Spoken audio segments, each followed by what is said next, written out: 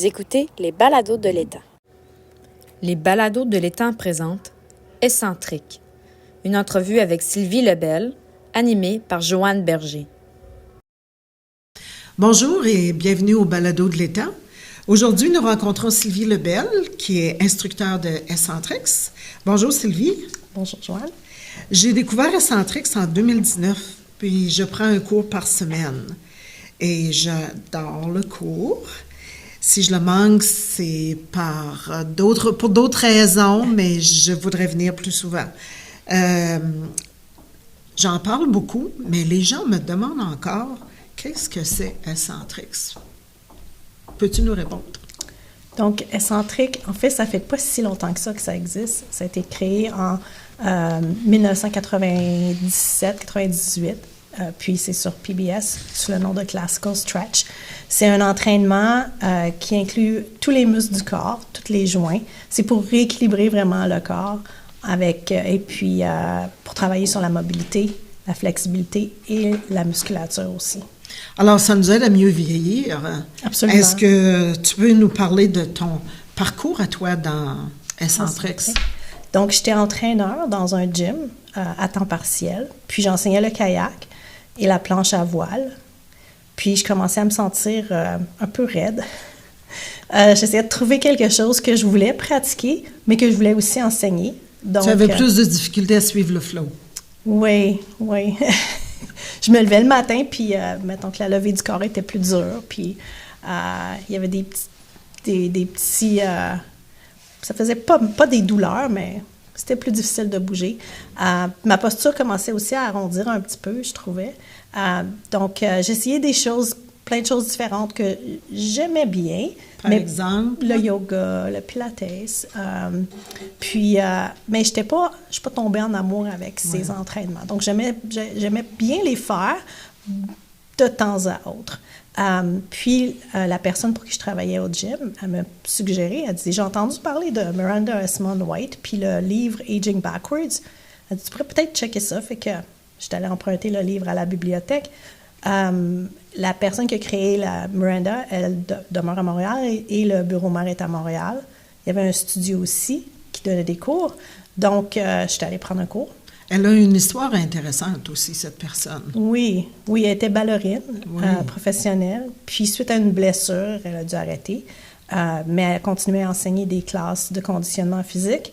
Puis, en vieillissant, son parcours de ballerine et les classes de conditionnement, elle avait des douleurs chroniques au dos, même parfois au lit pour ses douleurs. Oui. Alors, c'est comme ça qu'elle a créé la technique. Et tu as pris ta formation avec elle? En fait, c'est une formation à distance. Donc, en finissant mon premier cours au studio, j'ai acheté le matériel. Puis, c'est vraiment bien fait. Je travaille au bureau mère maintenant, donc je vois un peu plus en arrière-plan qu'est-ce qui se passe aussi. Donc, on reçoit un manuel avec plein de vidéos pour nous aider à apprendre le tout. Puis, c'est le processus d'examen, en fait, qui fait que tous les vidéos sont vraiment bien faits. Mais l'examen, c'est une vidéo que la personne va prendre d'elle-même en train d'enseigner. De donner un cours. Oui. Puis, je corrige des examens maintenant aussi. Donc, on regarde la vidéo dans tous les sens. Oui. Et puis, on donne des commentaires à la personne pour s'améliorer. Puis, toutes les vidéos que je vois à date, des gens qui ont passé à travers le processus là, à distance, sont vraiment bien. Il y a des petites corrections à faire, mais c'est vraiment bien. Est-ce que tu vois leur évolution en regardant les vidéos? Oui, bien, ça fait pas assez longtemps que je suis là pour corriger des examens pour voir de niveau 1 à 2, parce qu'il y a 4 niveaux. Il y a 4 niveaux. Et toi, tu as le niveau 4, alors tu as la capacité de corriger et d'aider les personnes qui commencent. Et ça durait combien de temps, cette formation-là? Les 4 Jusqu'au niveau 4? Oui, j'ai commencé en 2014, j'ai terminé en 2017. Fait que ça m'a pris 2 ans et demi, presque 3. La majorité des gens, ça prend, c'est ça, entre 2 et 5 ans à faire, au total. Moi, je trouve qu'un aspect important, c'est la musique. J'adore me laisser porter par la musique. Et tu nous fais toujours des beaux montages. Alors, je me demande, dans la formation, comment est-ce qu'on présente l'importance de la musique? Ou est-ce qu'on en parle dans la formation? Oui, c'est toujours présent. Donc, dès le niveau 1, on parle de la musique. Miranda nous donne un petit atelier sur la musique et comment la choisir. Pour les instructeurs, le bureau mère fournit une liste de musique. Par contre, on peut définitivement choisir nos propres pièces. Chaque personne a leur goût personnel, puis les gens à qui ils enseignent aussi. Mais on apprend très tôt à utiliser la musique. Ça fait partie de nos techniques. C'est une technique neuromusculaire. Les gens répondent à la musique, on travaille plus fort, on relaxe plus, donc on l'utilise beaucoup tout au long de l'entraînement. Puis le lieu où tu enseignes à Centrix, je sais que ça peut varier. Est-ce que ça a une grande importance pour toi en tant qu'instructeur? Très tôt, j'ai commencé à trouver des côtés positifs à chaque place où j'enseignais pour m'adapter. Des fois, on n'a pas le choix.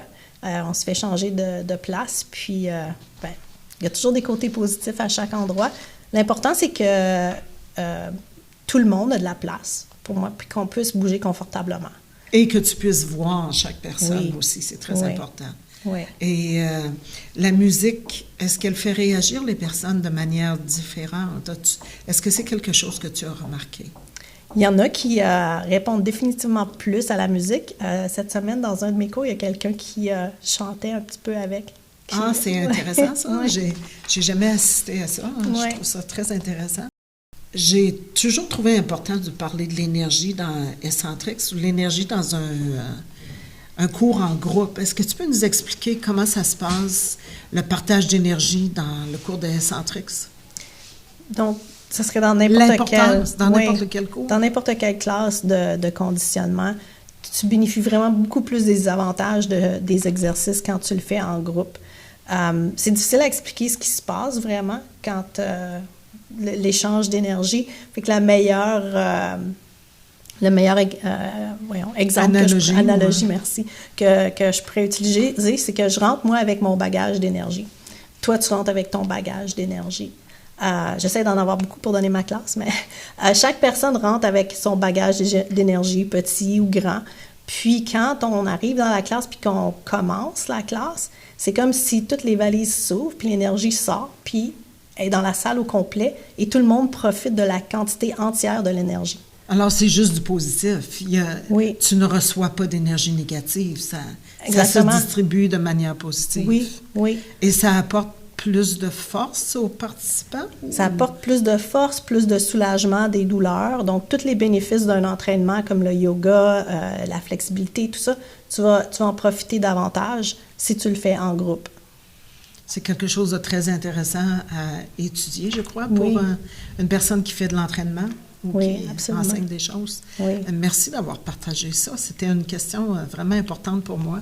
Avec plaisir. Les bénéfices et les bienfaits de Centrix, personnellement, je les ressens.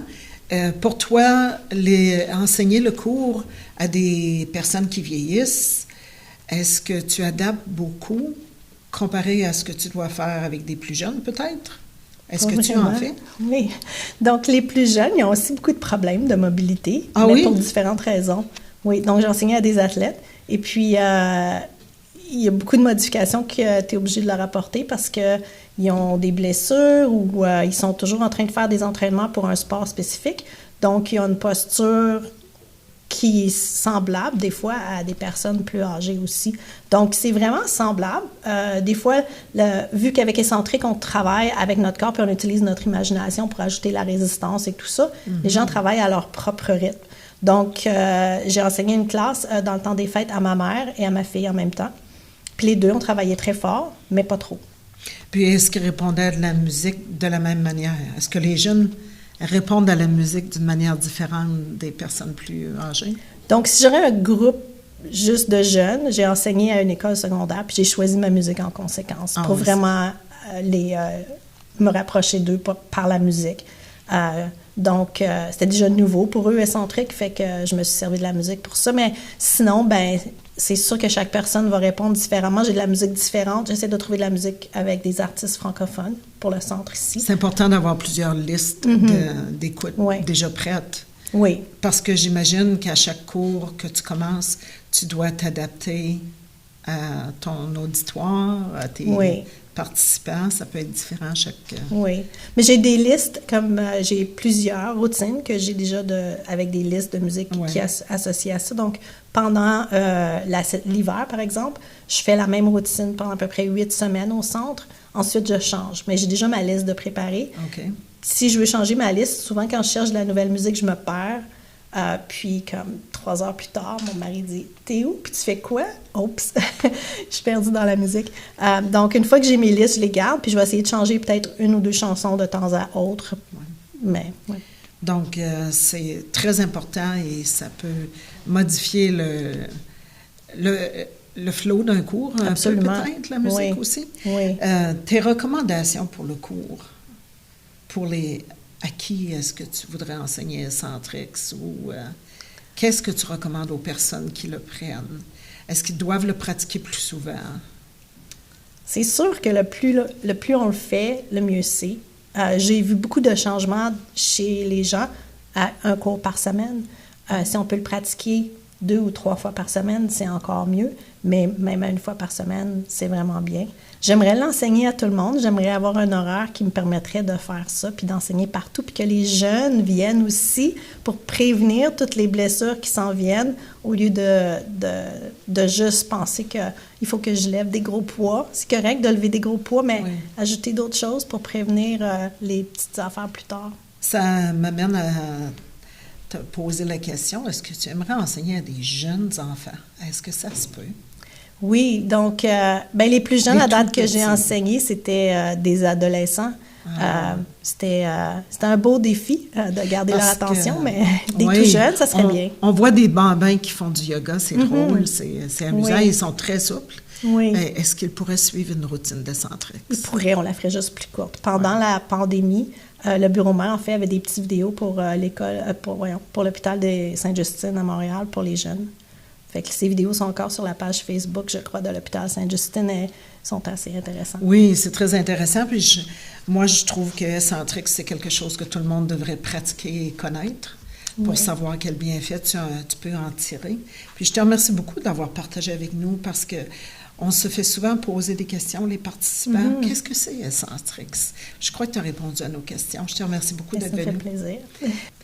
Merci à l'équipe de bénévoles des Balados et au Centre Charles-Émile Claude.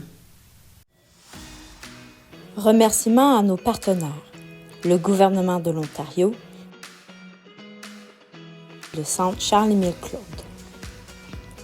Avec l'aimable participation de nos bénévoles, Hélène Pagéiel, Mario Gagnon, Joanne Berger, Henri Michaud, Jean-Guy Pepin et José Martin.